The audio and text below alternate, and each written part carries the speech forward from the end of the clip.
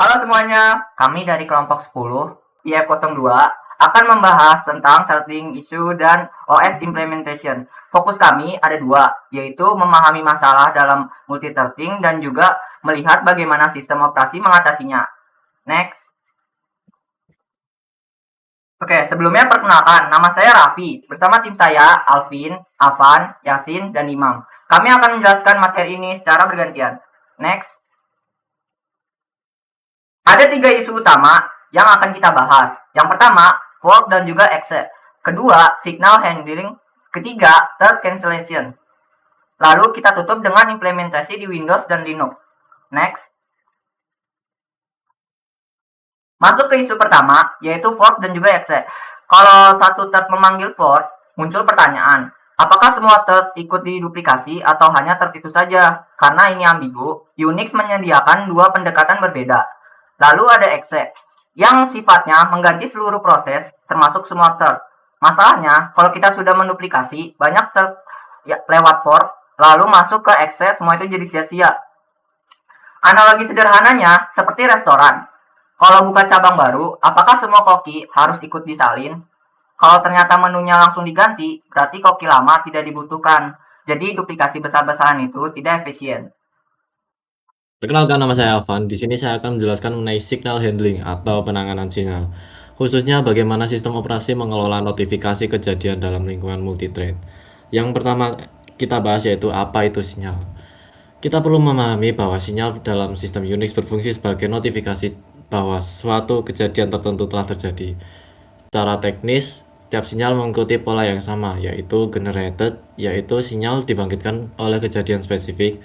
Kedua, delivered, yaitu sinyal dikirim ke proses, kemudian handled, yaitu sinyal ditangani oleh salah satu dari dua jenis handler, yaitu default handler bawaan kernel atau user defined handler yang bisa menimpa aturan bawaan tersebut. Nah, yang kedua, masalah pada multithreading. Multi trading, iya.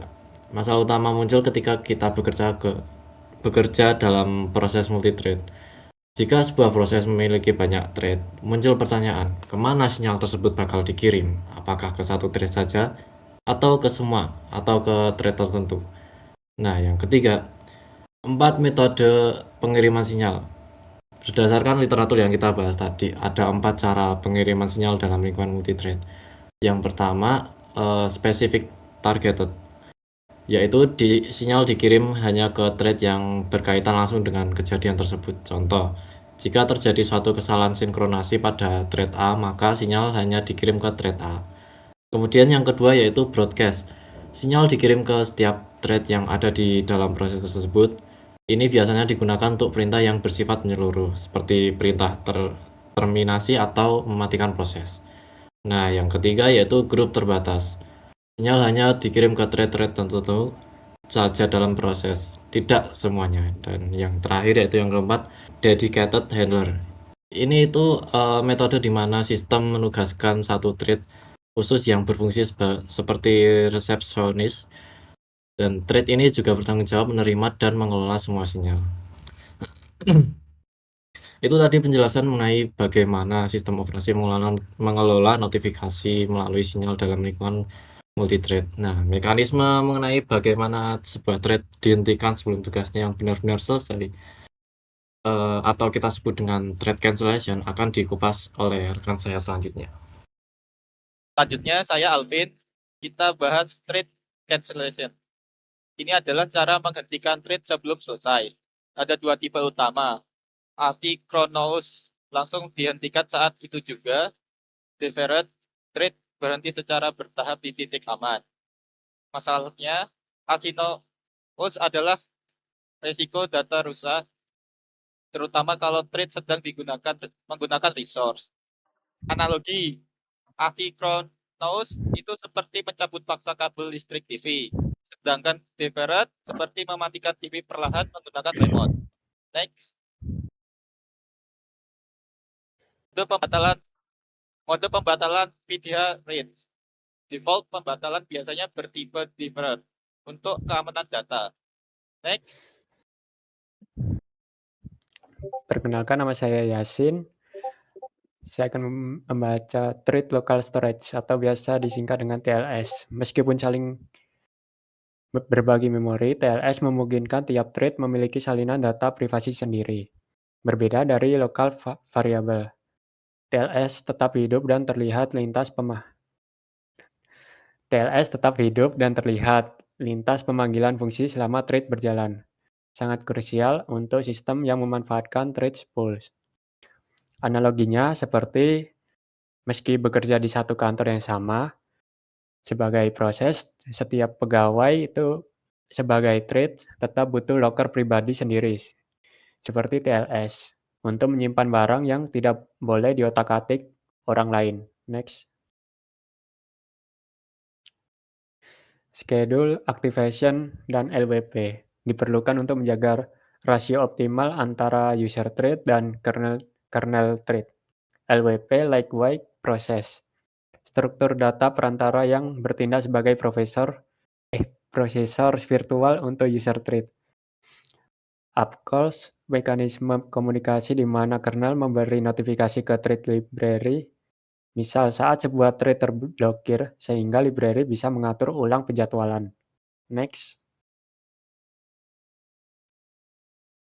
Halo semua, aku Imam.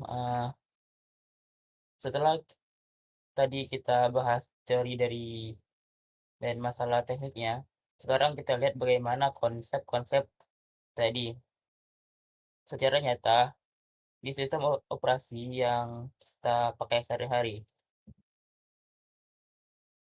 Pertama, kita bahas Windows. Di Windows, sebuah thread itu bukan cuma sekedar baris kode, tapi punya struktur yang rapi dan terbagi jadi 3 bagian utama. Pertama ada threads. Ini bagian luar yang menghubungkan thread dengan proses induknya. 2, ada threads. Ini di level kernel, digunakan untuk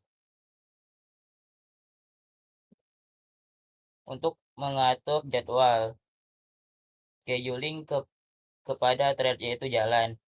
3, ada thread environment block. Ini ada di level user. Isinya data-data pribadi si thread seperti ID-nya dan TLS yang udah dijelaskan oleh Yasin tadi. Sekarang kita geser ke Linux. Nah, Linux punya pendekatan yang cukup unik. Dia tidak membedakan antara proses dan thread. Secara kaku, semuanya dianggap sebagai task. Untuk membuat threads, Linux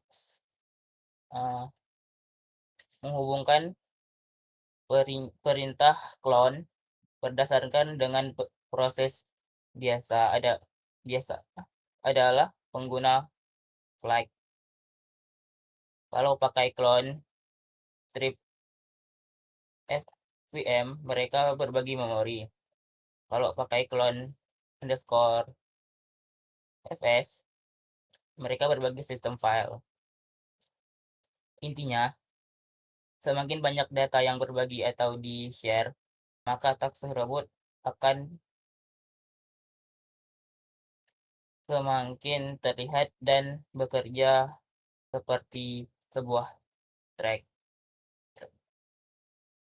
Sebagai kesimpulan, memahami isu seperti forking, sealing, hingga cara OS mengelola sangat penting agar aplikasi yang kita buat bisa berjalan stabil dan efisien. Itu tadi pembahasan dari kami tentang targeting issue dan implementasinya di sistem operasi. Nah, sekian presentasi dari kelompok 10. Dari apa yang sudah dijelaskan oleh saya, Alvin, Yasin, Afan, dan Imam tadi, kita bisa menarik kesimpulan bahwa mengelola multithreading itu ternyata tidak sederhana memecah program jadi bagian-bagian kecil.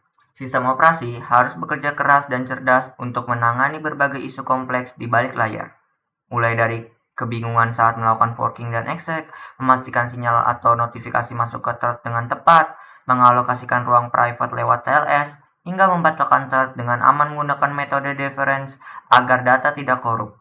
Kita juga jadi tahu kalau setiap sistem operasi punya filosofinya sendiri. Windows yang membagi strukturnya dengan rapi lewat thread, ktheread, dan tab, dibandingkan dengan Linux yang lebih fleksibel dan menganggap semuanya sebagai task melalui fungsi sakti yaitu clone. Semoga penjelasan dan analogi-analogi yang kami bawakan hari ini bisa membantu teman-teman semua untuk lebih mudah memahami materi tentang threading issue dan implementasinya. Terima kasih atas perhatian teman-teman dan dosen pengampu yang sudah menyimak dari awal. Mohon maaf jika ada kekurangan. Saya Raffi mewakili kelompok 10, pamit undur diri. Terima kasih.